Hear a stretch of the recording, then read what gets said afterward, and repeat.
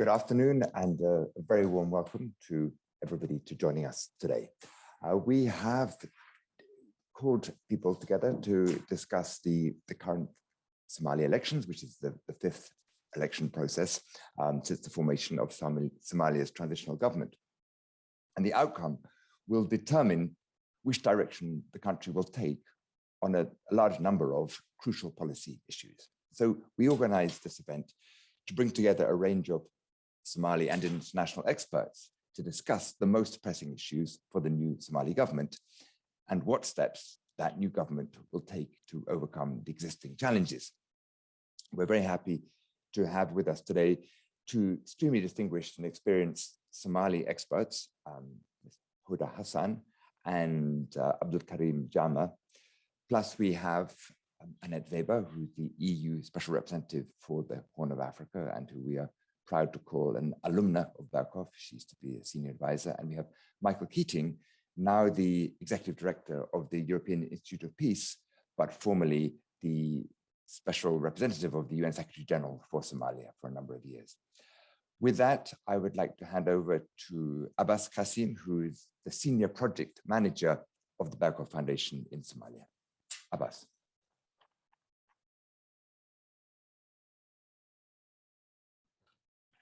Thank you very much, Andrew.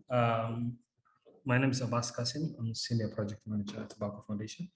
I would like to give an overview of the current of the challenges facing Somalia and the current status of the election process.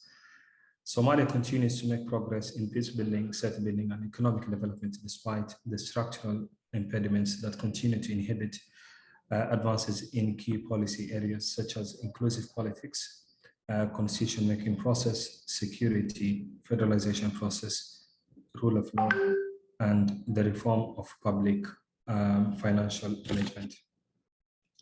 The current electoral process is the fifth one since the formation of the first transitional Somali government in the country. It has been marked with delays, controversies within the country's political leadership, as well as numerous reports and allegations about irregularities and vote rigging. Despite the allegations, progress has been made in the election of the MPs. There's immense pressure from the international community to expedite the electoral process. As of today, close to 90% of the MPs have been selected.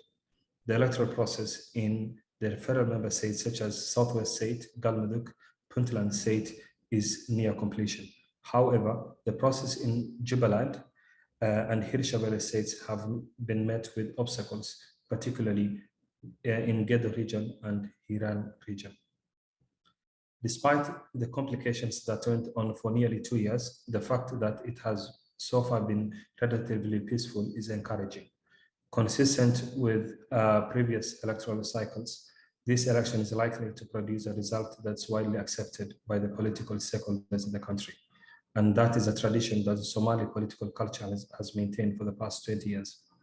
This election is expected to pave way for a fully fledged universal suffrage election. The political tension came at a time when the country is facing a worsening humanitarian crisis. Somalia's humanitarian sector worsened the past year due to the effects of COVID-19 pandemic, desert locust infestation, drought, and persistent political conflicts. According to a UN report, nearly half of the country's 15 million people are in need of assistance, and a third are facing severe food shortages. Extreme weather conditions caused by the effects of climate change has also contributed to the humanitarian crisis, thus exacerbating local conflicts among communities. While the fasting of Ramadan is the month of Ramadan is fast approaching, there's an acute worry that the humanitarian situation may further worsen due to internal and global dynamics related to increased costs of fuel and food. Despite this picture, it's important to note the progress being made in governance and economic sectors. Last year, Puntland State organized a successful one-person, one-vote local election in 3 districts, where 40,000 people participated. The pilot election is also expected to pave way for a fully fledged universal suffrage across Puntland State. Somalia's economy is also rebounding from shocks caused by the COVID-19 pandemic. A recent IMF review mission revealed that the country's GDP growth is expected to grow, is projected at 3.2 in the coming years. That's it from my side. Janelle, back to you. Thank you, Abass. Welcome to everybody. For those of you based in the Horn of Africa or Europe, I welcome you to this session this afternoon. I have the great pleasure of moderating this panel discussion with 4 very, very distinguished guests. And I would like to take the opportunity right now to introduce each of them. I'll start with Dr. Annette Weber. Annette was appointed as the EU Special Representative for the Horn of Africa on July 1st of last year. She has over 25 years of experience working in the region. At the German Institute for International Security, she was a senior fellow in the Africa and Middle East Research Division since 2007, and she served as head of department from 2012 to 2014. She's also been a senior advisor for the Center for Humanitarian Dialogue, as well as the Berghof Foundation, and was engaged in mediation efforts in Sudan and Ethiopia. Before joining SWP, Dr. Weber was the head of office for the Ecumenical Network for the African Great Lakes region, and was also head of mission for both Amnesty International and Human Rights Watch. Annette, it's a pleasure to have you here today. Thank you for being with us. I'd also like to introduce Hoden Hassan. She is the executive director of Kulan Consulting and a former deputy director of USAID in Somalia, where she oversaw the rapid expansion of the budget and staffing and played a critical role in the conceptualization, design, and implementation of new activities from 2008 to 2016. Ms. Hassan represented USAID and donor coordination around the elections in Somaliland and Somalia, and was involved with donor coordination for the stabilization programming and on the New Deal concept. She contributed to the development of USAID's first country-level strategy for Somalia and strengthened alliances with donors and Somali counterparts. Ms. Hassan, thank you very much for joining us today. It's a pleasure to welcome you. Thank you. Our third panelist today is Abdulkarim Jama. He is currently serving as the founding executive vice president and provost of the City University of Mogadishu. And for more than 2 decades, Mr. Jama worked as a network engineer, consultant, IT manager, and adjunct professor of information technology in the United States before relocating to Mogadishu to serve as chief of staff and senior advisor to the president of Somalia in 2009. He has since served as the Minister of Information, Posts, and Telecommunications in the federal government of Somalia. Mr. Jama, thank you very much for being with us today. And our last panelist is Mr. Michael Keating. He is the executive director of the European Institute for Peace. And until September 2018, he was the special representative of the Secretary General and head of the United Nations Assistance Mission in Somalia. Mr. Keating's career has been divided between the public and private sectors. He's been an associate director at Chatham House, an advisor to conflict mediation bodies, including Intermediate and Search for Common Ground, and the executive director of the Africa Progress Panel, a policy group chaired by Kofi Annan. His UN career has included assignments in Kabul as the deputy SRSG, in Lingongwe, Jerusalem and Gaza, New York, Geneva, Islamabad, and Mogadishu. Michael, welcome today. Thank you for joining us. I would just like to remind everybody that for those of you who are joining us, you are more than welcome to submit questions throughout the panel discussion. I would just kindly ask you to use the question and answer function at the bottom of your screen. We will be able to review these questions, and hopefully your question will be asked at the end of the panel discussion after we conclude the first part of our conversation. So without further ado, thank you again to the 4 of you. I'll just kick us right off by having a question directly for Annette. As my colleague Abass clearly outlined at the beginning of this event, the new Somalia government, when it comes into power, will have quite a bit on its plate. And there will be a need to prioritize these many urgent tasks. So in your opinion, which of these issues should the Somali government focus on first?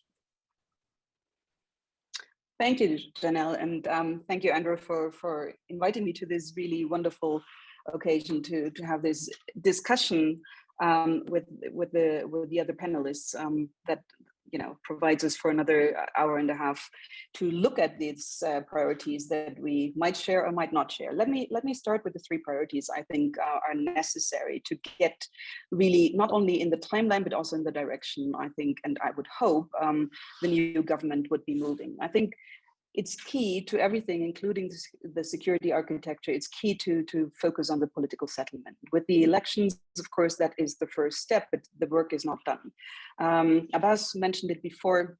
Work on, the federalization, the work on state building and work on rule of law, that will have to start now. To get to that work, there is a need to get an agreement on issues, on core issues, on security and on power, on resource sharing. And these core issues so far, we don't have a sense that there is, a common or a joint understanding that could be taken up by the new government. So I think the agreement on core issues, the progress on federalism, state building and rule of law definitely is the key in the political settlement. That would be the first priority, at least from my perspective. Now, this would then lead, of course, into the constitution and the state building as let's say the basis that can then also unlock the potential of the security apparatus, of the security architecture that is necessary for a Somali-led security that we all look at when we come to this later, when we look at the transitional on the transitional mission that is coming in place 1st of April. So looking into these transitions, I think everything is connected to unlocking the political settlement or strengthening the political settlement. Let me just give you one small example where we see the critical aspect and why it's becoming such a problem that delay as a political tactic to stay in power has almost been institutionalized. When we look at the selection process, I think instead of focusing on the institutionalization of decision making, we've had a myriad of committees and working groups institutionalizing very individual positioning of and delay tactic for as a replacement of institutionalized decision making. And I think this is just one small aspect where we can see that the focus, the political stability, the economic stability has to be the focus, has to be the people, the citizens of Somalia. And I think this is where we all need to come back to. So without a political settlement, where basically FGS and FNS, but also those who will be in this new government move together, servicing the needs for the Somali citizens, I think that needs to be clearly the core aspect of this priority. Because without this, what we look at in the security sector, we do see a strengthened Al-Shabaab. I think it was mentioned before, it's not just an increase in attacks, it's also the financial capacity, the independence they can move with in terms of international financial increase of resources, the resources on the ground, the military resources they have at hand, and basically also the competition on the basis of governance and services the Al-Shabaab is facing, or let's say the government is facing with Al-Shabaab. I think this is where ATMIS, the new mission following up from Amazon, will be very critical, and very critical in the takeoff on Al-Shabaab, but also very critical in the direction. What kind of direction are we looking at? How can we free and support the Somalis to build that strength militarily, but also politically? And how can this be done, basically in a sequenced way? And this is again where I think the political settlement is key, because without a political settlement, even ATMIS will have a very hard time and basically face the same challenges ATMIS was facing for the last 15 years. So we do want to have the Somali security forces ready to take over after the transitional period, but we also have to ask the question, are they ready? What is necessary for them to be ready? What are the threats? What are what is basically the competition between Al-Shabaab and the government, and what needs to be done to strengthen the government? Again, without a settlement without a political settlement, I think this is hardly to be dealt with. And then thirdly, of course, the economy. Abass was mentioning, the growth. But we also need to look at the next steps that are necessary and again linked to the political move that we need to see right now. Because if we look at the HIPC process, if we look at the potential for the new government to access the international financial institutions, then it's becoming quite relevant that they move quickly, because the HIPC process will have a decisive point, for the completion point in August. But for this to happen, the government needs to be in place, and the government needs to be in place for HIPC completion point to be working, needs to be in place before July. And I think these are some very, immediate necessities to open the space for everything that comes later, because without economic support, without the clear economic dynamics showing that the government can deliver, we will fall short in this competition between Al-Shabaab and the government, and we will fall short in really serving the people and the citizens of Somalia. And I think these are the three priorities: political settlement, clearly as number one, the ATMIS, strengthening the Somali security sector to take over from ATMIS after the transitional period, and then the economy. And of course, on the economy, we as the EU and other international players do play a quite a decisive role, but none of this can really be done without the political settlement and the political willingness in Somalia itself. Thank you very much. I hand over back to you, Jenna. Thank you, Annette. Indeed, quite a few urgent issues that are facing the Somali government. We will be addressing security again in a little bit, but hold on, I'd like to delve into this political settlement a little bit more. As Annette said, that there seems to be no agreement on core issues, no joint understanding of things, and arguably these disputes between the federal government and the federal member states has really hindered the government from tackling the really urgent issues that are going on in the country, including security. And so my question for you, what can be done to tackle this? I mean, what can be done on both sides to really move past the acrimony and build trust and start really finding that agreement on core issues? First of all, thank you to the Berghof Foundation for inviting me today for this important conversation. I think to answer your question, maybe we should step back a little bit and ask ourselves, why are we back in the same place over and over again? Why do we continue to have challenges around moving the political settlement process forward?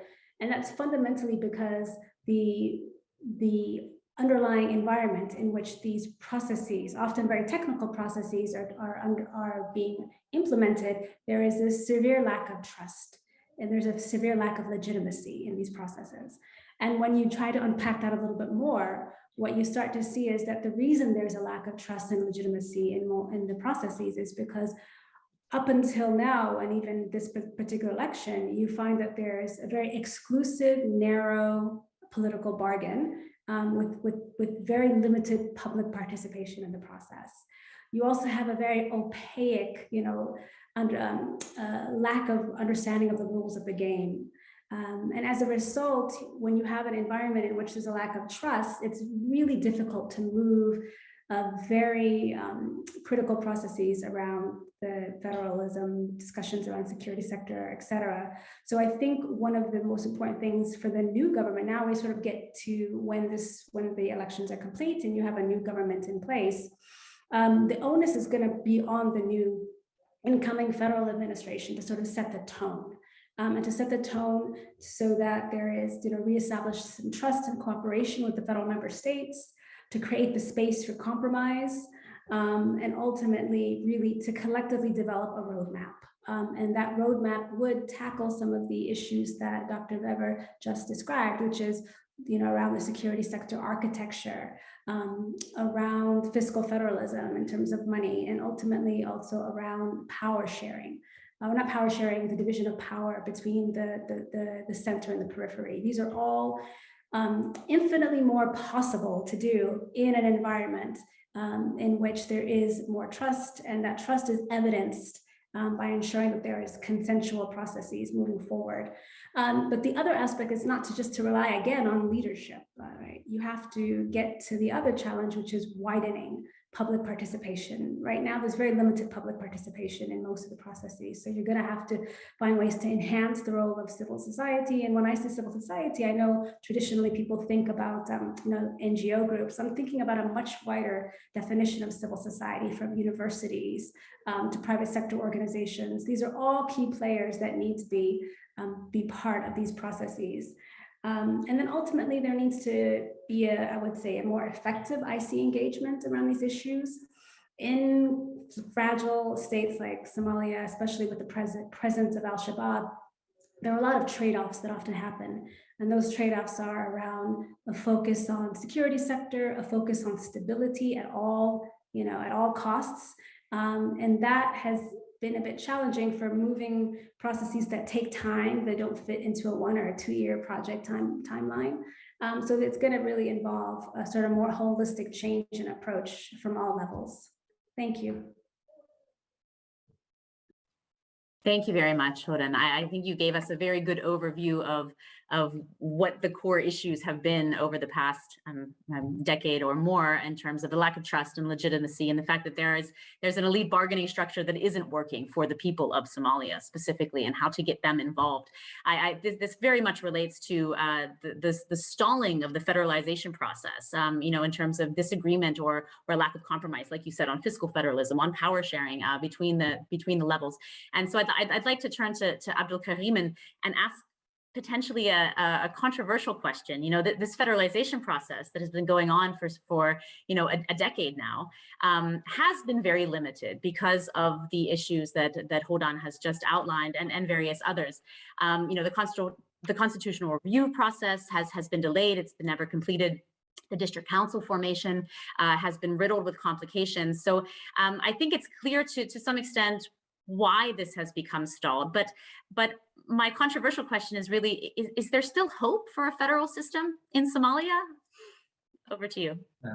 Thank you, Janelle, and thank you for inviting me to this event. Short answer, I believe, is yes, and that's out of necessity, because that is what we have in the Constitution. That is what is somewhat agreed by a majority of those in power.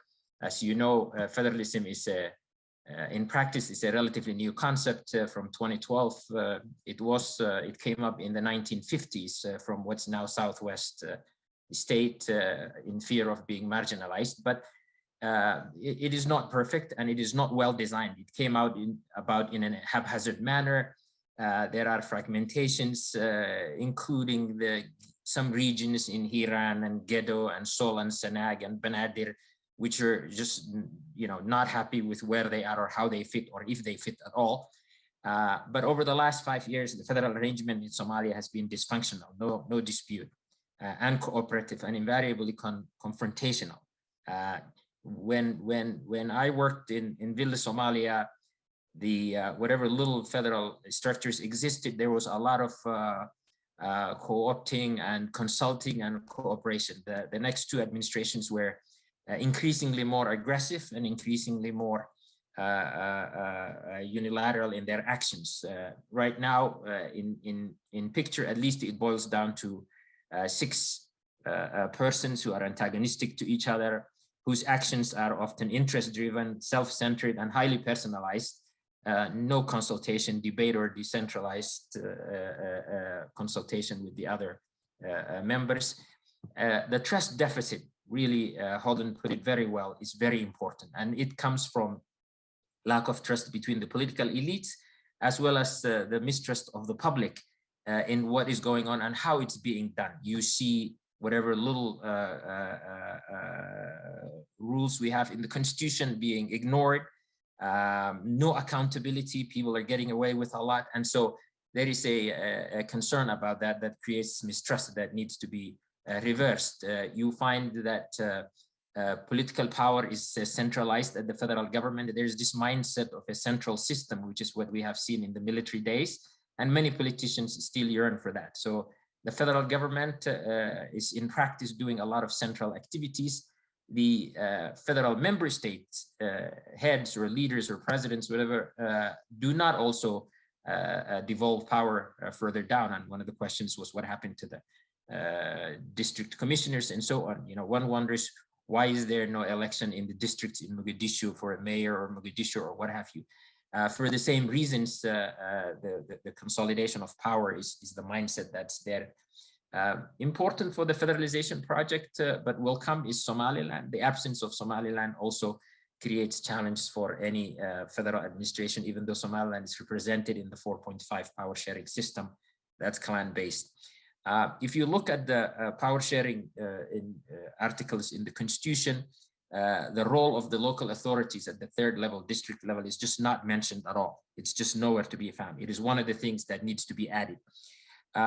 But even whatever is mentioned is not being abided by. So the federal government gets foreign affairs, national defense, citizenship and immigration, and monetary policy. Two of those, foreign policy and national defense, are taken by federal member states as they wish. They're going out and meeting with governments and signing deals, and they have either their own forces or are suspicious of Somali national forces coming to their regions. So these need to be resolved, and really it comes down to a political settlement, as has been mentioned a couple of times. The allocation of power and resources to be negotiated, that's not happening, and that's very important and central. Most of the challenge that you find between the federal government and federal member states is surrounding around sharing resources and sharing power. One more comment that's important on the constitutional review process. Usually they say that that process has, there is the content and then there is the process, and the process is very important. And one of the parts that make it legitimate is inclusivity, you know, public participation, ownership, transparency. The inclusivity is a challenge. You know, this current constitution came about by the 6 signatories in 2012. 825 people were put in a room and said, you can't change anything. You just have to vote for this, and they did. And now the people who are being asked to review are very limited, mostly men, politicians with different and varying backgrounds and interests. And it is not inclusive by any stretch of the imagination. What the previous committee made, that was run by a capable lady, Mariam Arif, is now being revised by the second committee that came after it. They removed some of the, what they considered to be women-friendly articles that were added. They are mostly, the current team is mostly local people who have beef with the diaspora people who are dominating the government. So they are now added some things that limit the maneuvering power of or participation of diaspora people. So it's really something that needs to be looked at completely. A couple of comments, recommendations, and I will leave at that. The next government really needs to restore that trust with the federal member states and with the public. They need to sit down and find a political and social reconciliation. At the political level, they need to talk to the states. The federal government needs to inform people that they have made peace with, because people observe and are affected by this, and the legitimacy that pours out of it. Also a third level, you know, the power have to be devolved down. We have to agree on how to get elections in districts and regions so that it's not limited to 6 people. And finally, the issue of Somaliland, among others, have to be restored. One last thing is the constitutional court problem. The absence of a constitutional court that sorts out problems between federal member states and the federal government is absolutely essential. It was supposed to happen the first year. It hasn't happened yet. And people, it seems, deliberately don't want anybody to tell them when they're wrong. So that's why it's absent. We see the benefits of that in a mature democracy, federal democracy like the United States, where the states and the federal government are having issues going to the Supreme Court and getting that sorted out. Thank you very much. Thank you very much, Abdul Karim. Much appreciated. It's becoming ever more clear that the new Somalia government really does have its work cut out for it. Urgent decisions need to be made on so many things, on issues of resource sharing and power sharing, on the constitutional court, the constitutional review process. All of these things need to be decided in an inclusive manner, ideally, with people who are willing to work together. And as Annette said at the beginning, this is really the key to being able to tackle all of the other issues. So I think that we've made our point here about the political settlement. I would like to move on, though, because you know, there are other issues facing Somalia, and I'd like to direct this question to Michael, because you know, we're talking about a political settlement. We're talking about all of these political issues against the background of one of the worst droughts that the Horn of Africa has ever experienced. And this is displacing tens of thousands of people. And the impact of climate change is becoming a reality for people every given year in Somalia. And they will continue to suffer from the effects of climate change and environmental degradation. So this is something that is a absolute urgent need in and of itself. So how is it even possible, in your opinion, Michael, for the government to tackle these really overarching and existential threats? What needs to be done in this regard? And is it possible to do it?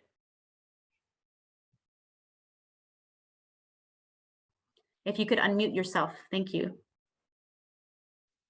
Sorry, thank you very much for including me in this conversation and for that question. And I will attempt to answer it, although I'm not a humanitarian. As you know, my responsibilities in Somalia were primarily political, but it is relevant to answering your question.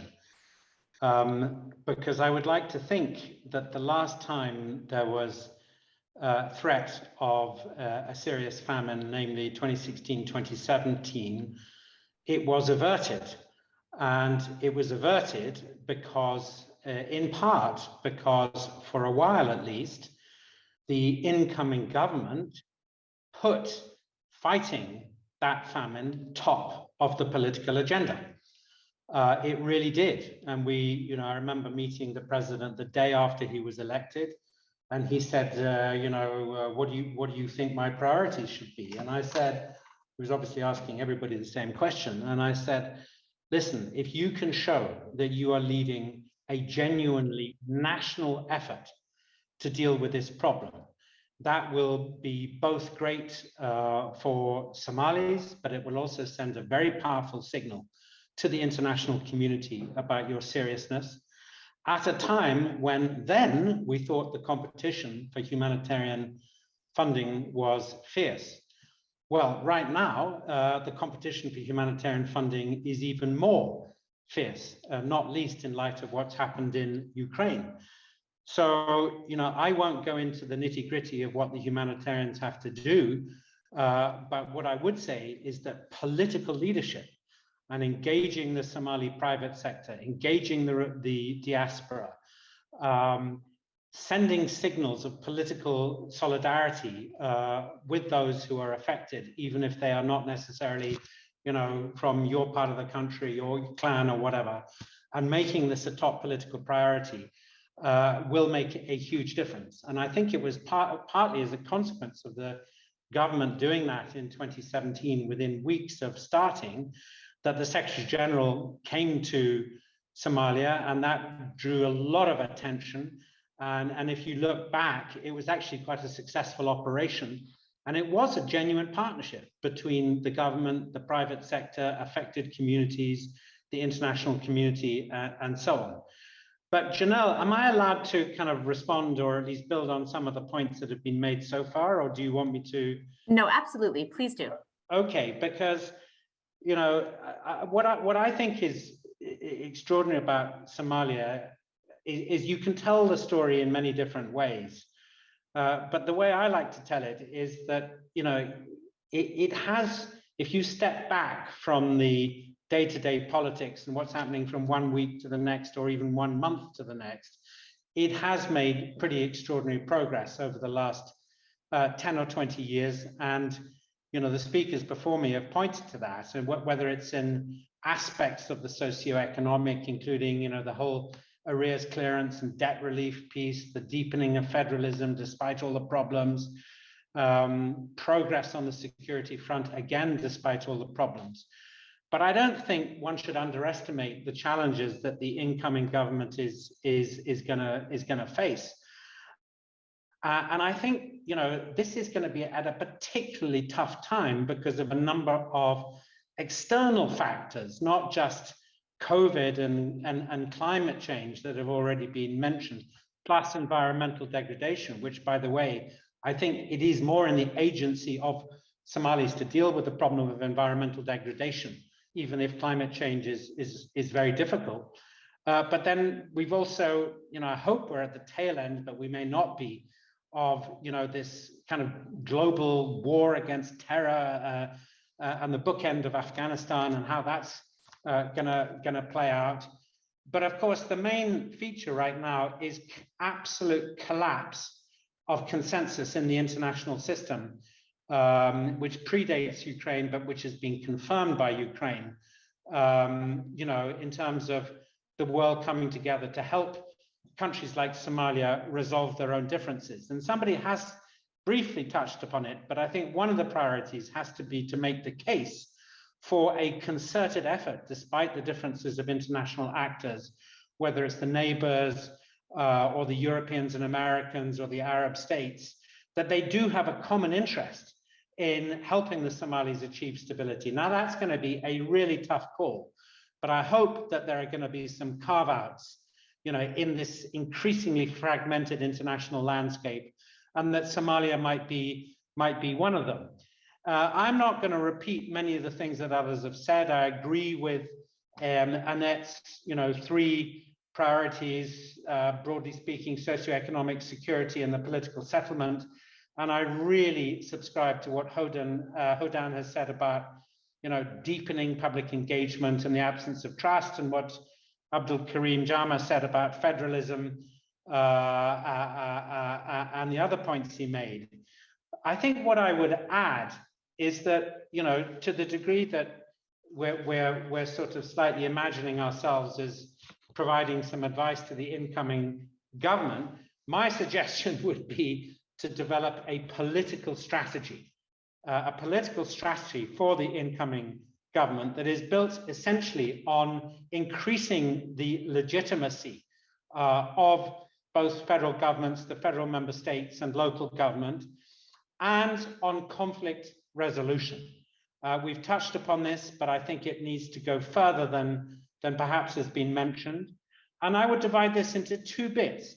One is adopting a conflict resolution approach to everything, you know, whether it's security sector reform to, you know, issues around access to resources, whether it's the federalism project, whether it's, you know, power sharing or deciding how to move to one person, one vote, and indeed the role of the international community. I mean, there needs to be a kind of conflict resolution and conflict prevention mindset. And then there are specific conflicts that need to be addressed. I don't need to tell colleagues at Berghof the proliferation of local disputes, but then there are also disputes relating to the state formation process.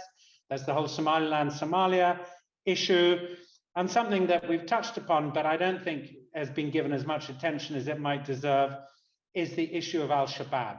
I mean, frankly, the continuation of Al-Shabaab, the fact that it may be gaining in strength economically, it may be gaining in confidence as a result of some of the things that's happening on the international stage, this is very, very worrisome. And I think there has to be a concerted approach to dealing with the phenomenon of Al-Shabaab. It can't just be one that is about bombing them. I mean, it has to be about increasing the legitimacy of the state and fighting corruption. It has to be about the accountability of armed forces and security sector reform. And it also has to be about effective drought response, because failure in all these areas is giving oxygen to Al-Shabaab. But I think the resolution of local conflicts and surfacing the voices of people, especially young people and women around that, is incredibly important, as well as the things that we're more familiar with, namely weakening Al-Shabaab, you know, through military and other operations. And then, of course, the thing that we haven't touched upon that is a big question mark that the incoming government, and I'll end on this, you know, needs to think about, is whether to be supportive of and even lead efforts to try and bring Shabaab to the table, you know, and obviously that is a highly contentious issue. Coming from a conflict resolution organization, my view would be, on balance, it's always better to try and talk to people, even if it's only part of the strategy. But if that's going to happen, it has to be done much more deliberately than has been the case to date. Thank you. Thank you, Michael, very much. You raised a number of very important points and also quite different points than has been talked about so far in this conversation. I think one of the most important issues is the fact that, as you said, the government of Somalia isn't going to be tackling these issues in a vacuum. I mean, we are in a global situation right now, which is extremely difficult for various reasons, and it will have a direct impact on the ability of the Somali government to tackle these many issues, and also putting a conflict resolution lens on everything. I think that's obviously from the Berghof Foundation. That's a really, really important point to be able to search for this social and political reconciliation that is desperately needed in Somalia. Lots of stuff to say there, but I'll wait until the discussion. I'd like to go back to Abdul Karim, because both you mentioned something briefly, and then Michael also mentioned it again very briefly, and that is the dialogue process with Somaliland.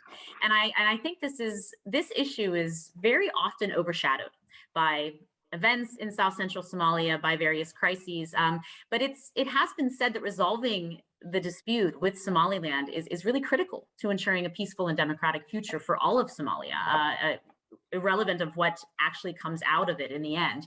So for you, could you just give us a brief overview of how does this connect with the other issues that we've been discussing today, and how should the new Somalia government approach this? Thank you, Janelle. The federalization process we were discussing, the creation of a final version of the constitution, all of these would be incomplete without an engagement of Somaliland. And of course, a huge swath of the country is in the north is what compromises, what makes up Somaliland with significant people and resources. But the challenge that now exists is really finding out what people want. The preparations that have taken place in discussions in the past have been unequal. The Somaliland teams usually determined, well-prepared and continuous in terms of who follows up these issues. The people coming from the federal government were usually not most familiar with the issues at hand, not the same people, lack of continuity, and so on. But there has been no shortage of effort. Again, when we served in government and started these negotiating discussions with Somaliland, there were we tried to find out 1, 2, 3. What is it that will satisfy the leadership of Somaliland to accept getting past these and rejoining the union? There were just none. Apology, extra power, seats, resources, you name it. In fact, in one of those sessions, the discussion centered around offering Somaliland administration everything from the presidency to the capital to extra seats in parliament and so on, which was in principle welcomed, but was not seen as a practical issue that can take root in the north. So the only thing that was at the table and acceptable at the time was allowing the north to secede from the rest of the country, which was a non-starter for the federal government. But to continue this discussion was agreed upon, and maybe baby steps to be taken. But there was no continuity. Again, different administrations took different attitudes towards the Somali-Somaliland talks. And as you have seen, the deterioration of relations and the lack of any progress, including the kicking out some people from the north and Somalis, even though there are Ethiopians and Oromos and so on living in the country and working, and the dissent, or the people who do not want to, who do not support the secession being stifled and not being allowed to express themselves. As you know, there's a huge community, at least 5 large communities in the north, and one which is really the one that was fought by the military regime that also fought the regime with armed forces, militias, is the one that's also leading the secession. and there is also many who are not in favor of the secession. But in order to accommodate the leadership, the rule has been so far not to allow the unionist voices in the north to participate in the negotiations, not to allow even much of development aid to reach some of the regions that are not in favor of secession or not lockstep with the government. And so there are really serious challenges that need to be overcome, and there has to be a give and take on both sides, which hasn't been evident so far. Federal government cannot ignore what's happening in Somaliland, nor can it be forced by military force. So negotiations and new thinking have to be found. The federal government should allow, in this time around, unionists to be included in the discussion so that it's fair and balanced. Both unionists and secessionists should take part. So there is balance. There should be dedicated people who understand and have continuity, as the case is in Somaliland, where people come and get frustrated when there are new people all the time. At the political level, federal government should not politicize development assistance, which has happened at times, blocking or asking them to come through certain channels.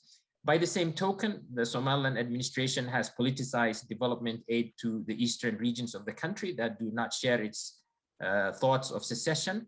So all of these steps and others have to be taken, but it has to be dealt with some urgency. And I think some conclusion has come. If there is anything to look at, no country, whether it's in Africa or elsewhere, have given recognition to Somaliland. Even in the 1990s, when Somalia was a failed state and with no system in Mogadishu, and we don't expect anything to happen at the moment, but being in limbo for 30 years is too long for our people in the north and for the country as a whole. Thank you. Thank you very much for that. That was a very good overview of where the situation stands right now as it is, and I personally very much like the need for new thinking. And I think this is quite apparent specifically with this issue, but also with many other issues that are urgent for the new government of Somalia. I would like to turn now back to something that came up at the very beginning that Annette was speaking about, and that is the security concerns in the country. And then this was also mentioned briefly by Michael. I mean, after 1.5 decades of operation in Somalia, AMISOM will, starting this month, transition to the African Transition Mission in Somalia. And they will be charged over the coming 2 years with transferring full responsibilities for the national security to the federal government. And this is no small feat. And the formulation of the mandate has also not been without controversy. But as you said, the political settlement is key to making sure that the security issues are tackled. So how do you assess this transition process? What do you see coming in the next couple of years, and what do you think needs to happen in the next years to achieve this goal of transferring full security responsibility to the federal government?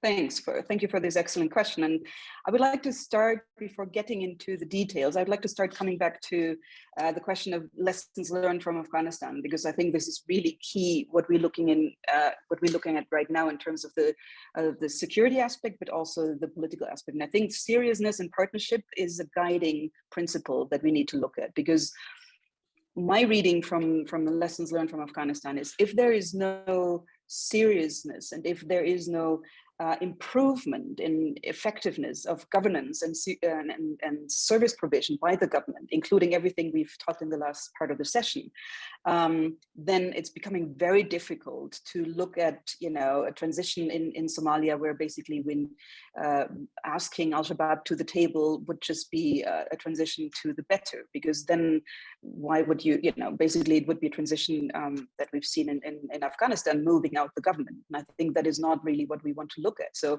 what are the conditions to make the government and the political sphere more effective? And this is also needs to be reflected, as I said before, in the services, in the leadership question, of course, right now, and trust building was mentioned before, but also in the leadership question right now, with the implications of climate change, of the drought, but also, of course, of the huge implications we will see of the Russian war in Ukraine, especially on on the humanitarian needs and food security. So we do require seriousness in partnership. We need seriousness in the new leadership, and I think this is a bit of the question.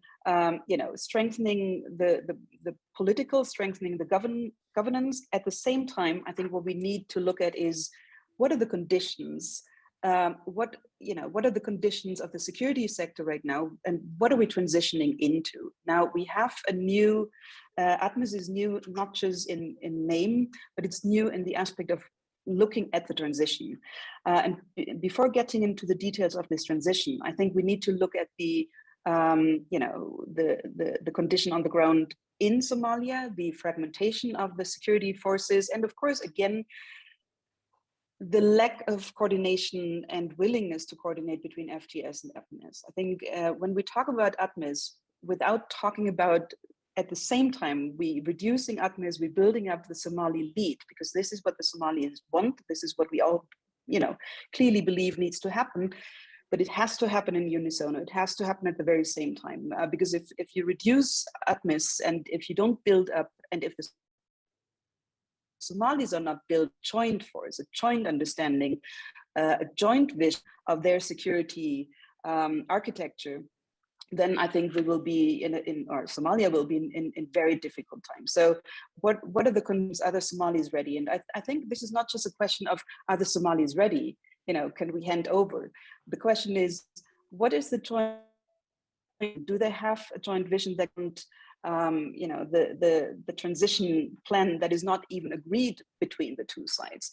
Is it a joint vision that where everybody can agree, and how do we know? And it comes back to the question of trust. It comes back to the question of the political settlement, and of course it comes back to the question of inclusivity. So building on all levels, I think of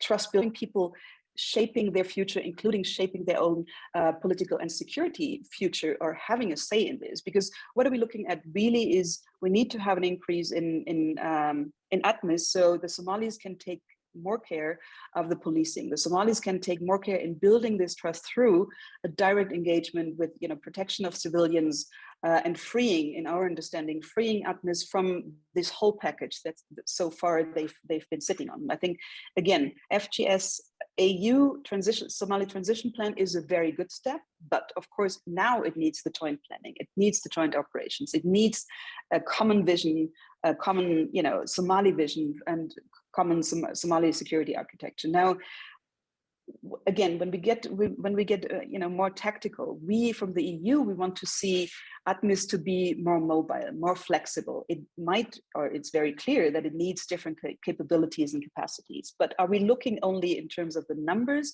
Are we looking into that joint security understanding where it's not just the AU on one side or the TCCs on another side, and then the Somalis, the FGS on the third side, and then the FMS, and where's the population in all of this?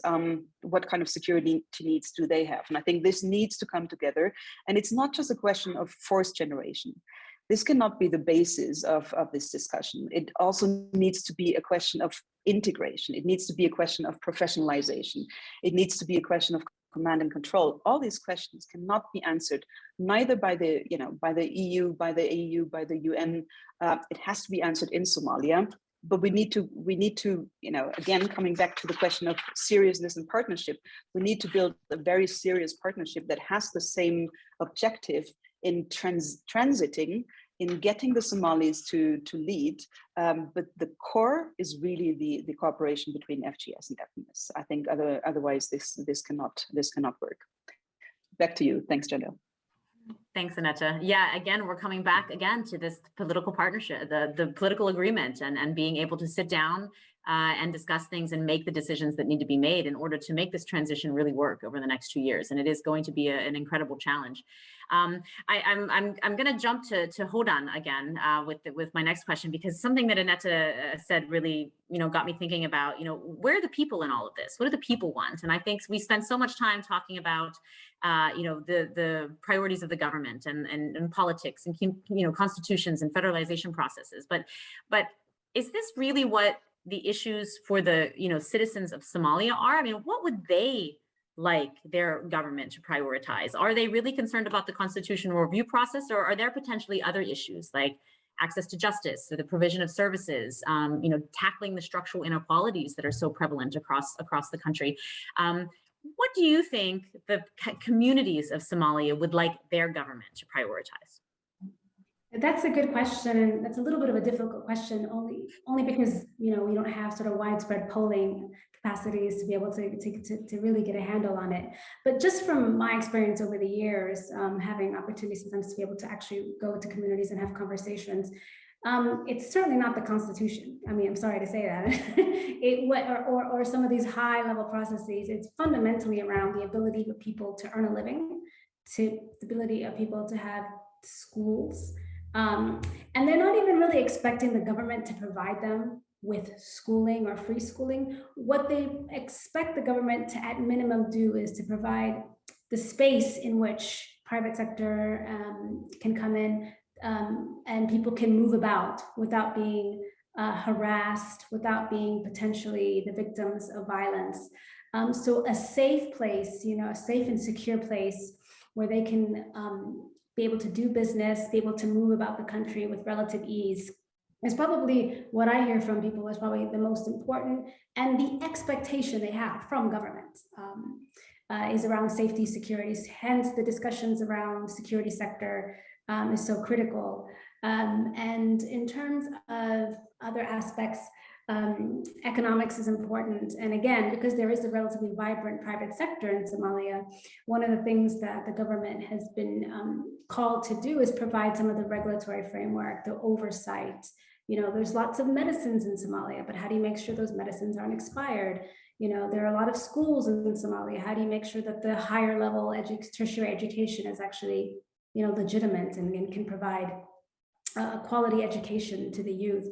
They're really, the youth, again, it's a country that has, the numbers range from 65% on up in terms of the percentage of the population that's under the age of 30. The youth have aspirations to be able to find, livable incomes and wages. So to the extent that the government can be a catalyst for that, I think are what people fundamentally want.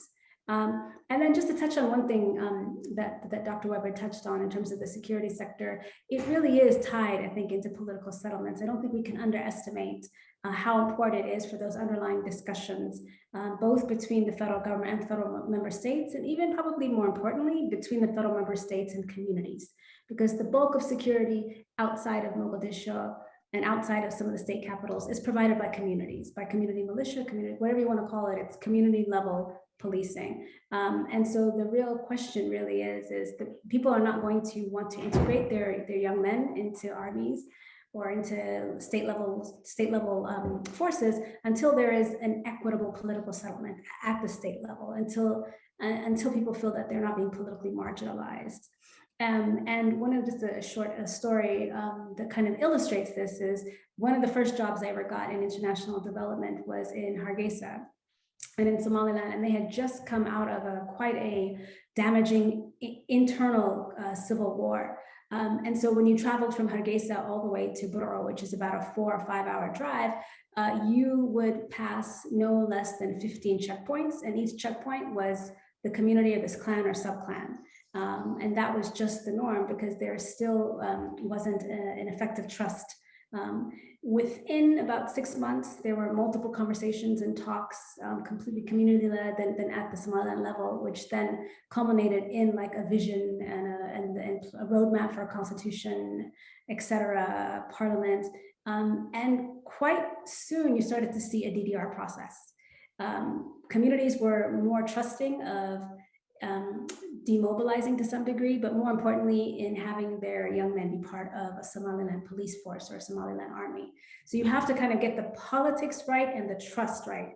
And then you start to see the development of security structures that are seen as fairly representative. And last but not least, rule of law, right? Rule of law is one of the most important areas that the government should focus on. When you look at some of the drivers to communities towards Al-Shabaab, some of the fundamental issues are around access to justice, equitable justice for primarily marginalized communities. So I think that is also one of the areas that people or have expectations for the government to address. Thank you. Thank you, Hodan. I think it's quite clear how very interconnected all of these things are. I think if the communities are primarily concerned about security and safety and providing for their families and justice, rule of law, all of these issues are intrinsically linked to the political situation. I mean, as you just said, get the politics right first. This political settlement is key to really addressing all of these other things. So it might not be the constitutional review process might not be on the minds of the people, but if the Somali government were to work forward to having a constitution that defined these roles and responsibilities and led to a decrease of infighting, then they would be able to tackle these other issues. I think that's quite clear, and that's the message that I'm getting from all four of you. I think just one more final question from me, and then we will turn over to the audience, and there have been a number of really good questions that have been submitted. But maybe, Michael, just a brief question for you. You've worked with previous Somali governments in the country, and I mean, if the objective, if the end goal is stability and lasting peace for Somalia, what do you think the government will actually prioritize going forward, regardless of who wins the election? What do you think they're going to do? You know, Janelle, I can't answer that question. I mean, I can tell you what, as I hope, would be, an objective advisor. I mean, my approach when I was living in Somalia as the UN guy was, it's not up to me to tell you what you need to do, but what I can do is try and help you figure out your own problems and how you prioritize them. So I don't think Somalis either need or like people telling them, what to do. But given that unless things go seriously off track, we will have a new government fairly soon, I would have thought that the socioeconomic stuff probably has to be top of the list, both in terms of responding to the immediate humanitarian crisis, but also, making sure we don't go off track with this IMF staff monitored program, that arrears are cleared, and that, as Hodan has said, the conditions are in place for further investment in Somalia. And I think that is an extremely important point, because many of us in the international community have not worked in the private sector, and it's so big that sometimes we miss it. I mean, Somalia is a country of entrepreneurs. It is not a country of bureaucrats and governance experts.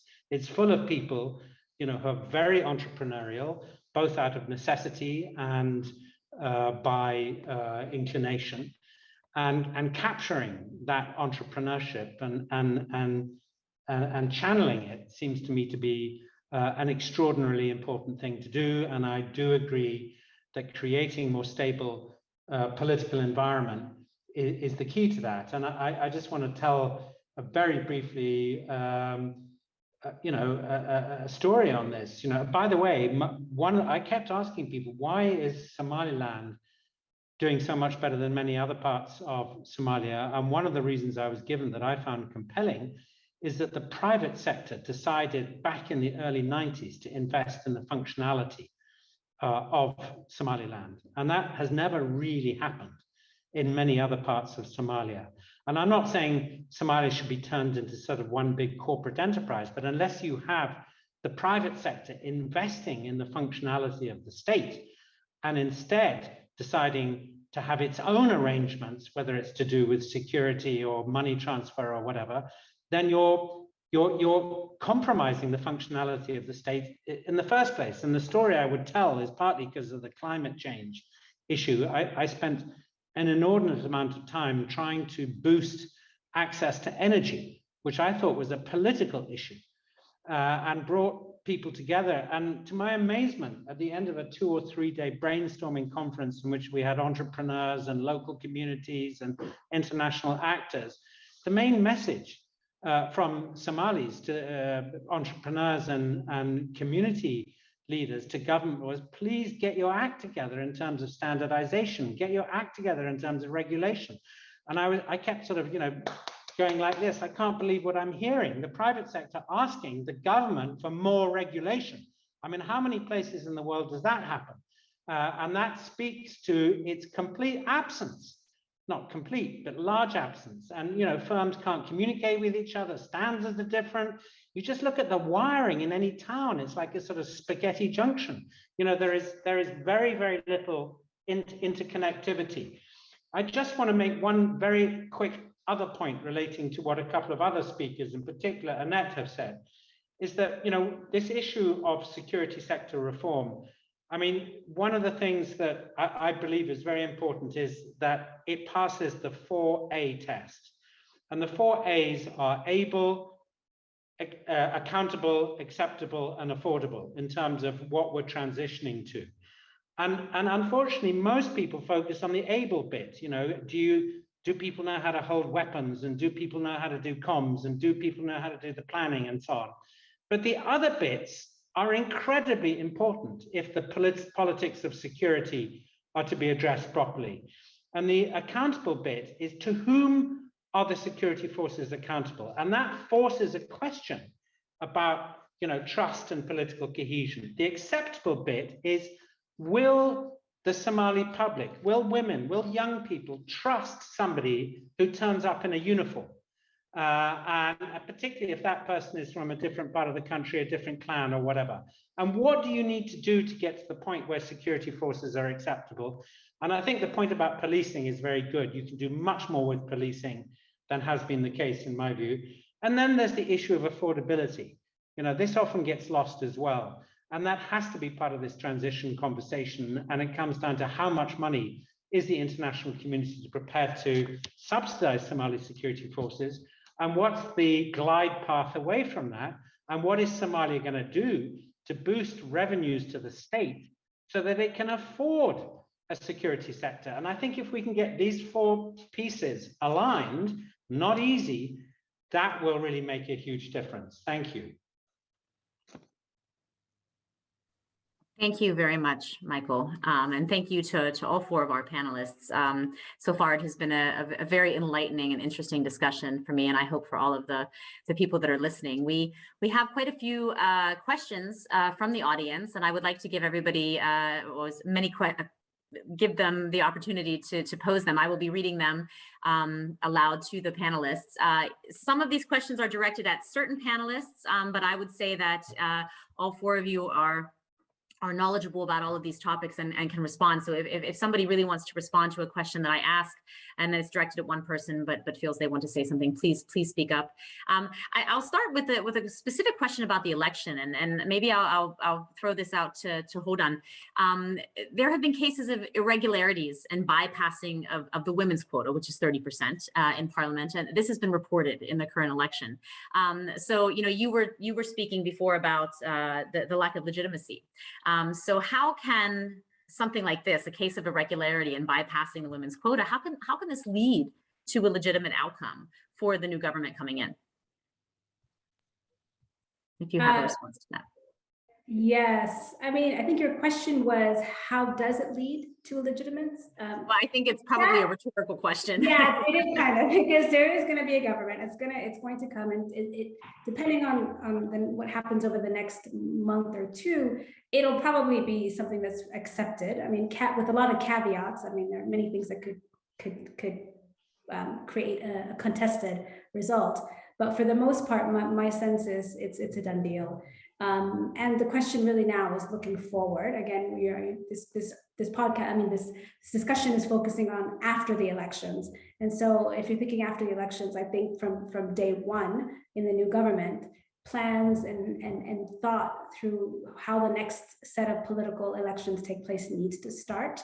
If there's any hope for a one person, one vote process, those discussions and reflections and consensus building needs to start now, the preparatory work, and specifically for women, ensuring that there is adherence to that quota. I mean, just to go back to last summer when there was the overall, the May 27th agreement, which was led by the PM with the 5 federal member states presidents, and really was the roadmap to get to these elections. There was a very specific commitment to a 30% quota. Of course, at the end of the day, if there are no clear rules of the game in terms of how you're going to enforce that, which is what happened, then it becomes more of an aspiration and not a reality. So then thinking through 2 things, how do you ensure in the future political dispensation that there is much more adherence to the 30%, but even I think more importantly, because it's not just the quota, it's how do you nurture and develop female leadership, both political leadership and leadership within government. Sadly, there are very few women in government at senior levels. And so that also needs to change. So there's a lot of thinking and strategizing that needs to occur after the elections. Thank you for that. I would like to direct another question at you, if you don't mind. It's related, how do you nurture and develop women's leadership? I think this is important. And we have a question from a Somali woman, and I would just like to read it out loud. And of course, to the other 3 panelists, if you would like to contribute to this question as well, let me know. The question is, as a woman and a Somali citizen, I have always felt like a second-class citizen, not only in the schools where we were told by teachers that we can never reach the places boys can, but also at home, prioritizing the education of boys rather than girls. So the question is, should the new government have some strategy to support young girls, and how can this be implemented in a male-dominated government? This is going to sound really controversial. I don't think you need a Ministry of Women. And I say that because I think ultimately this needs to be an issue that is part of every ministry's portfolio.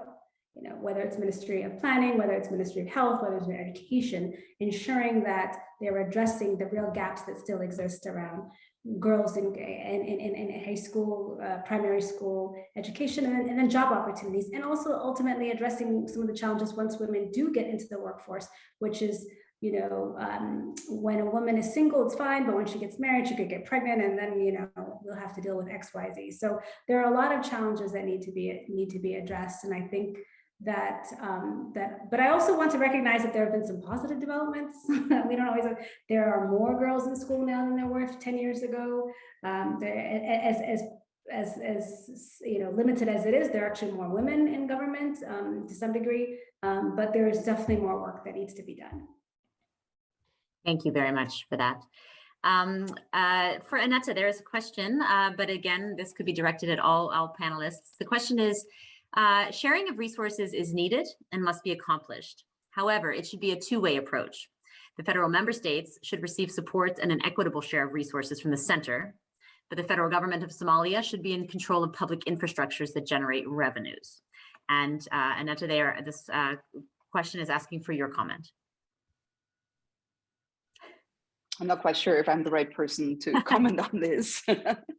I think somebody from Somalia and from the 2 sides of the Somali government. But I think it's clear that is very closely connected to the ultimate question of federalization. How should it look like? Who's in control of what? I mean, if we take a German model that looks totally different than other models in the EU, for example. So I think this is really, it comes back to who should do what to build that trust and to build that confidence, but also what kind of institutions are necessary for this to really produce that is wanted by the people. So how to have effective and efficient governance, I think to me is the question that should lead that question of revenue and revenue sharing, for example. And maybe I can use that question to come back to the panel, but also to the audience.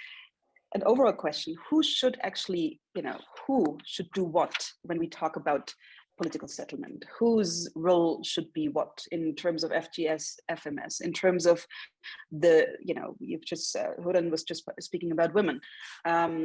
Is it about advocacy, or is it about rights? Is it something that needs to come from, or needs to be strengthened from outside? I mean, that's all not mutually exclusive, but what kind of roles are we assigning ourselves are we assigned to by the Somalis, and what kind of roles do the Somalis need to take to really get this political settlement working? And I think, you know, we spoke about the security, the power, the resource sharing, the constitution, all of this before. I think this is really the core issue, that if these agreements are not, if there is no agreement on these core issues, and if it's not clear who is actually leading on this, who is in control of this, I think then, you know, the question of resource allocation is secondary to me. First, we need to have a clear understanding what kind of institutionalizations, what kind of federalism, but also who is doing what. And I think that is, you know, that's a huge question. I think we all need to think that through, not just, you know, have the big topics out, but also allocate the actors to it. So maybe that's a question also going, you know, giving back to the panel, but also to you as Berghof, but also to us as EU and other international actors. What's our role in this you know, efficient governance, but also political settlement? Thanks. Thanks. That's an interesting question, and I think it relates very well to one of the other questions that has come up. Actually, a comment and a question from Jens Peter, who is the Chief Governance Advisor at the Danish Embassy, and he asks to pretty much all of the panelists, have we potentially all focused far too much on state building and neglected, you know, the institutionalization of these processes, and neglected the peace building dimensions, so basic trust building and reconciliation? And he's asking, could it be that the international narrative itself might need a severe rethink? Maybe I'll throw that question to Abdul Karim, if he would like to answer that first. Thank you, Janelle. I want to go back to the previous question briefly, which had to do with resource sharing. Please. I think that is a task for the Somalis. I think it is doable. I think it rests on the trust factor that exists between the federal government and the federal member state leadership. I think it will, you know, when there are challenges, what are they about? They are about, you know, federal government wants to control the port in Kismayo or Bosaso or what have you, and its revenue.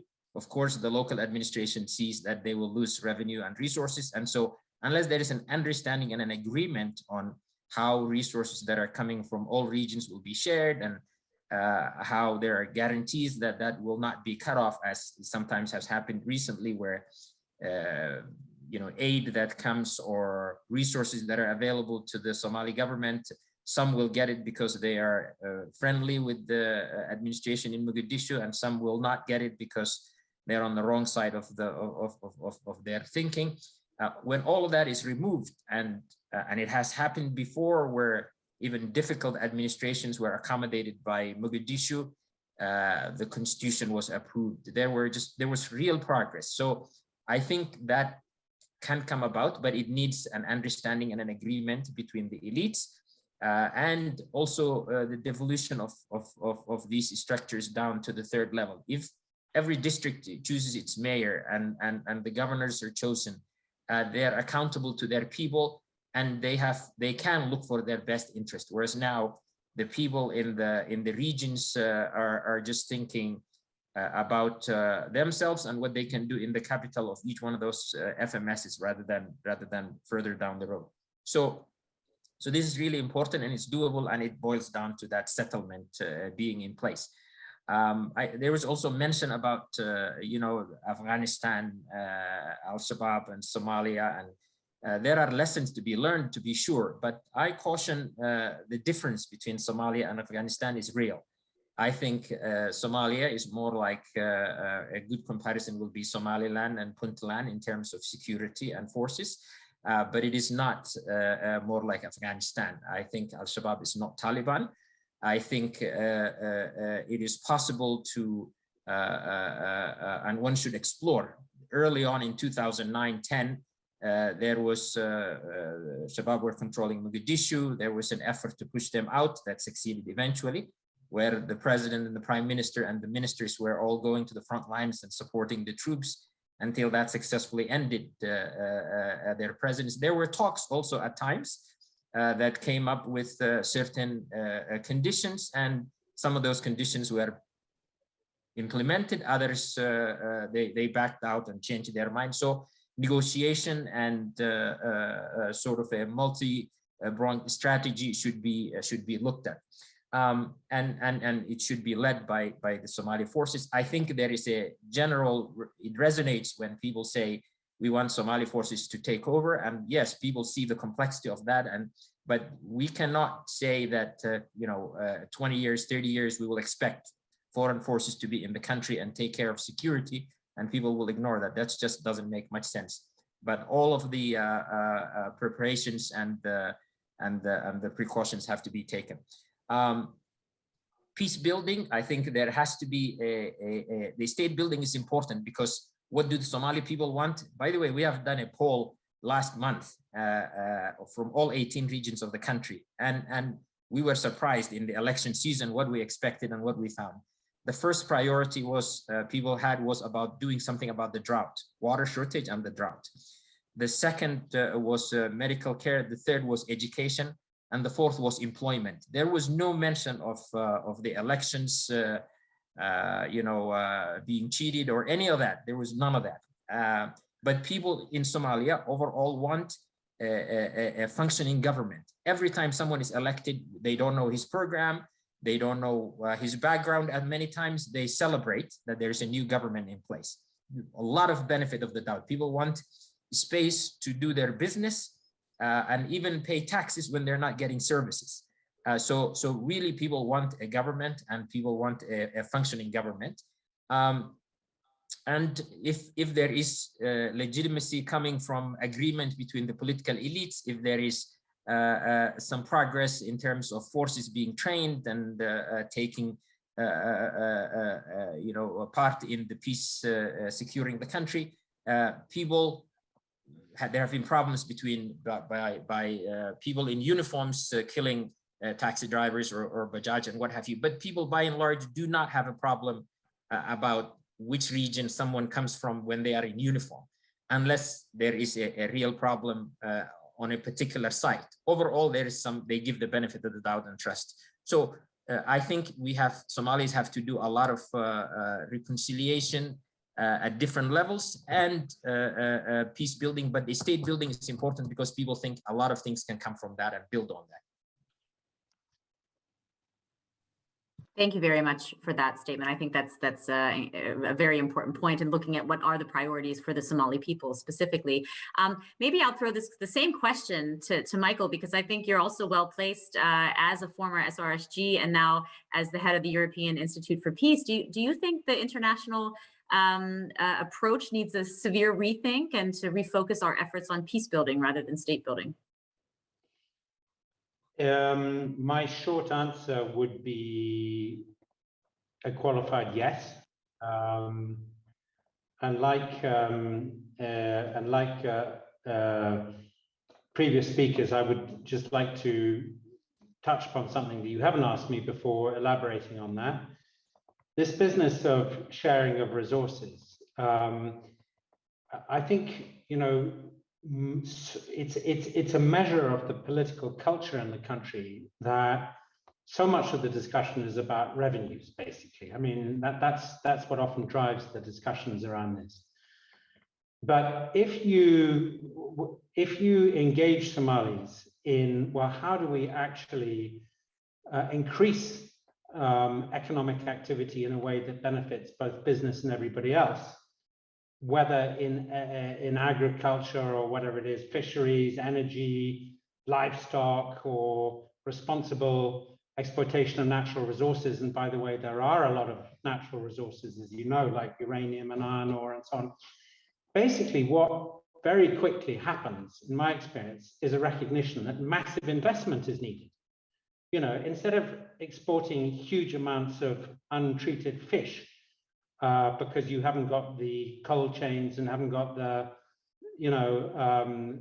systems for filleting. I don't want to get into the technicalities, but in all these areas, Somalia is not adding value to its natural production. And actually the conversation, if you can shift the conversation to, well, who's going to take responsibility for a dramatic uplift in increasing investment in these areas and what is required for that to happen, it slightly changes the conversation. And actually, what it also does is slightly temper the focus on just who gets the revenues. Because the point is, if you are going to claim a large share of the revenues, then it is your responsibility to find the investment, to lift that sector, or that can be the argument. And I think that kind of conversation needs to be encouraged and supported much more deliberately than is typically the case. In terms of peace building rather than state building, I kind of set out my stall on this one. I mean, I really think that a conflict resolution approach to dealing with many of these issues is extraordinarily important, particularly building trust among the various levels of government and between the private and public sectors. And I think that is probably the best way to get to a state building endpoint where you have capacity. But the first step is peace building, conflict resolution, and even conflict prevention as a way into that broader conversation. Thank you. Thank you, Michael. We have a really interesting question, or from my perspective, a quite interesting question. And it relates back to what a number of you have said about, doing things in an inclusive manner and bringing the voices of civil society and the public into these processes. And the question is about, it says, inclusive political processes cannot be entrusted to any single leader or entity. It has to be owned by the Somali people. And how can the international community support such an initiative? So how can this process be guided to be representative of all Somalis? So maybe it's a difficult question. Maybe I would pass this on to Hodan to take a shot at that.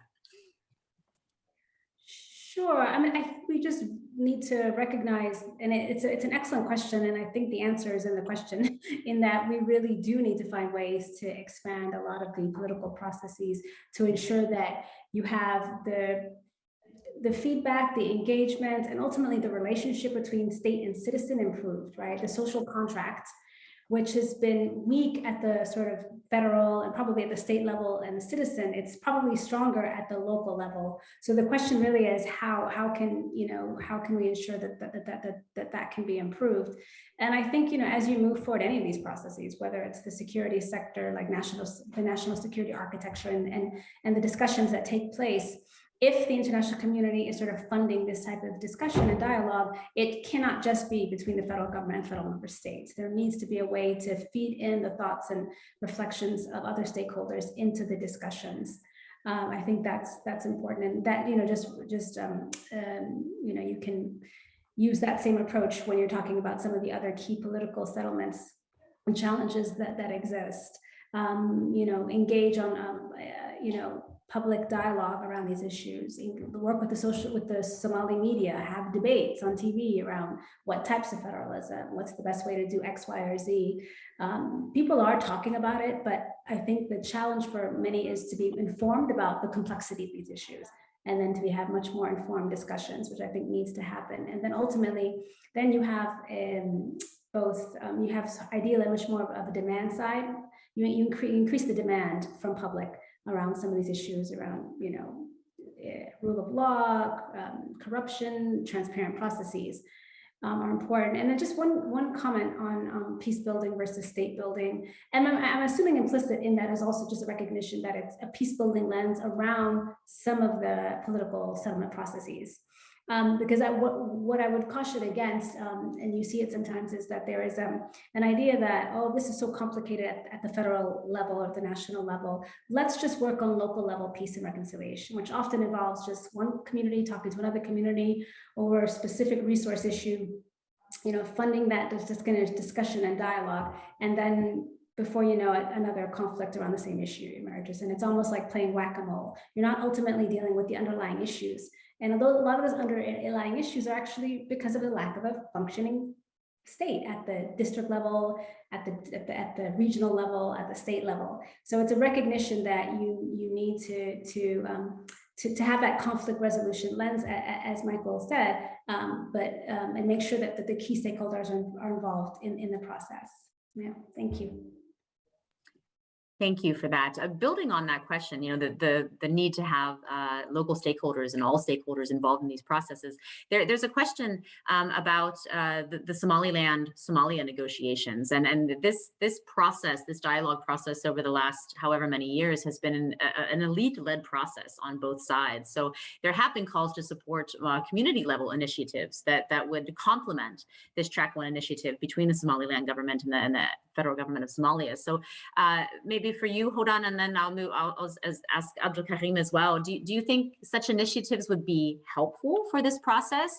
And do you think the elites on both sides would support such engagement? I think it would be helpful. I'm not sure about the elites on both sides supporting it. I think but I also think that it helps to, getting back to the earlier question, there's a lot of work that could be done and around sort of initial trust building measures. So you're not talking about division of, how you're going to divide seats, or whether it's going to be, a federal state, or how it looked like. It's ultimately around what are the points of common interest between the two sides that can develop a trusting relationship that can ultimately lead to a discussion and ultimately agreement on whatever the agreement looks like, as long as there's sort of consensus on both sides. And right now, I'm not sure that whether it's a change of leadership that's needed, whether it's on the side of the federal government, also kind of getting their house in order a bit in terms of the discussions and a stronger and more cohesive relationship between the federal government and the federal member states, allows for any discussions between the federal government and Somaliland to have more success, because it may not be undercut by other federal member states who don't agree with whatever the decision making are. So I see it as a gradual process, and not too dissimilar from what we're talking about between the political trust building and consensus building between the governments and the federal member states. Thank you. Abdul Karim, would you also like to comment on that? Sure. I think what Hodan just mentioned is accurate. There were actually some academics from the north, Dr. Bulhan and others, who proposed to come to Mogadishu and meet with other civil society members to start discussions at a lower level. And that didn't work out. The authorities in the north didn't allow that to happen.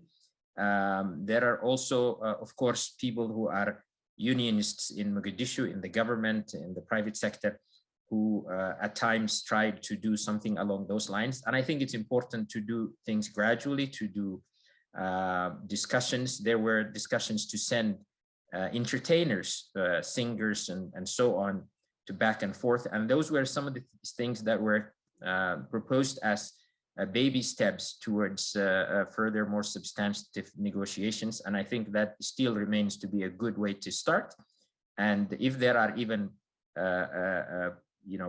unannounced, privately appointed people from both sides who are technical people who can sit down and prepare the grounds for what it is that can work, and then present it to the higher ups, that would be good. And I think that so far that has not succeeded in whatever forms it came, but it is something that should be approached, and it is a good thing, but it hasn't worked in the past. The previous question escaped my mind that Hodan was talking about, but yeah, I had some thoughts about that. But she was speaking about the need to. I believe that the final comment was about the need to focus on peace building, but I will actually come back now. I mean, we are out of time, unfortunately. I would love to continue this conversation, but I would like to give our panelists just a few more, just 2 minutes each to maybe wrap up a few last thoughts and make sure that we get our points across that we want to get across. So I mean that the objective of this event was to try to set the priorities for the new government coming in, which we will hopefully have sometime very soon. Maybe I'll start with Annette, if you just have final comments on this and anything else that you would like to say. Thanks, Janelle. Actually, I would like to do my final comment cushioned in the question on state, can I say it, state versus peace.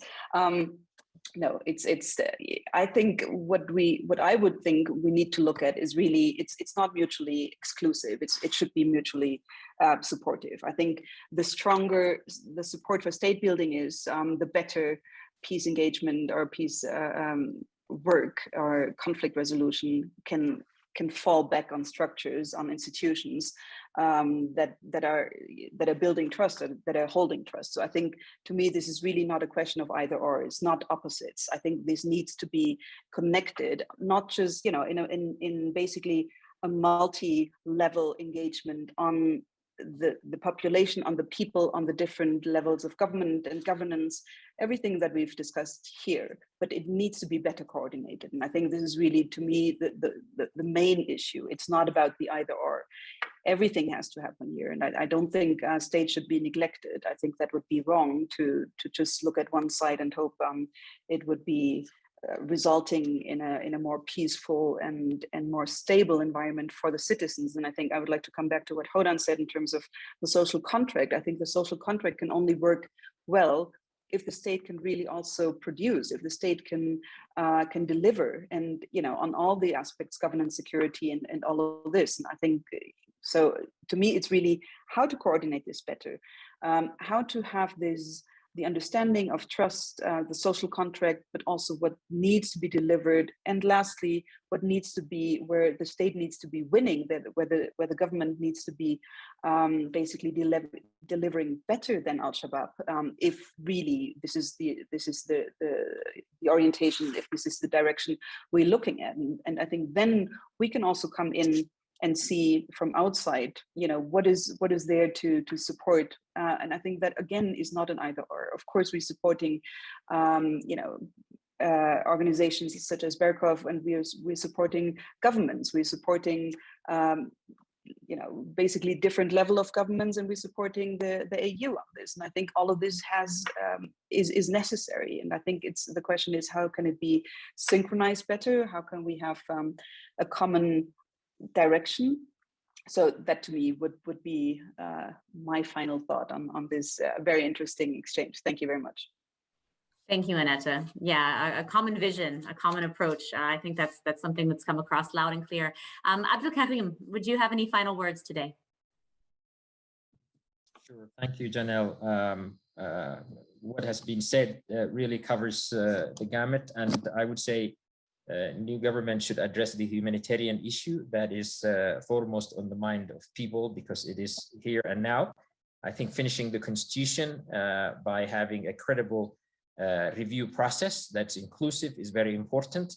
That can and will lead to an understanding among the elites and sort of returning the trust first among them and then between them and the people. I think it's very important to devolve power to the district level, to prepare for one person, one vote, say in 4 years, by starting that process now, giving IDs to people and so on. I think it's important to complete the federalization process wherever there are challenges. I think it's important to deal with the Somaliland issue and try and at least make progress, if not to some conclusion. I think it's important to find a solution with Al-Shabaab, not simplistic one, but a multi-pronged process that includes sitting down with them and trying to find a political settlement with them. I think it's important to further develop and support the security forces so that they can take over from the current forces and the African forces. Debt relief and economic development is also very important to address the issues of the 70% plus of young people in this country, most of whom don't have employment. And I think it's important to support the private sector, which runs and builds this country. I'm very optimistic about where Somalia is and where it's going, despite the setbacks. 2009, when I returned to Mogadishu, and now there is a world of difference. And most of that happens through the private sector. if only the governments get out of the way and bring some security. Thank you. Thank you very much. And Hodan, the last word goes to you. Sure. Abdul Karim took all of my things that I was going to say, which I think ultimately, just to emphasize, I know for those who have been looking and focusing on Somalia recently, I don't think you have an appreciation for how far it has come. I started working in 2007 when Mogadishu was little more than a conflict, a war zone. And now you have, for anybody who has the chance to get out of the airport area, you have lots of construction, you have hotels, restaurants by the beach, and you have people like Abdul Karim, very qualified and seasoned diaspora coming back and contributing in very meaningful ways. So I think there is a lot to look forward to. I'm not in any way minimizing the challenges that exist. And one of them has been this electoral process, which is, I think, one of the biggest stress tests on Somalia. And if they're able to get out of this electoral process, as Abass mentioned, without any, serious backsliding or serious challenges around conflict and violence, then I think the next administration is probably going to be the most consequential in Somalia. And so we all hope that whoever it may be can focus on all that we've talked about today. Thank you. Thank you very, very much.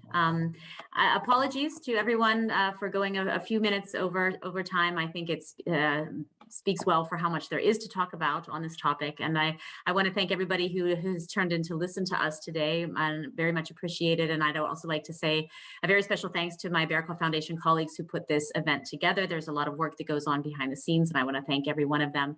And of course, thank you very much to our 4 panelists. Thank you for taking the time to join us today and to share your expertise and views on this topic. And we hope that going forward, we will have a government very, very soon on the ground in Somalia that will prioritize all of these issues in a sequential order that we can move forward with a peaceful and democratic Somalia. Thank you all very much, and have a wonderful day. Thank you, everybody.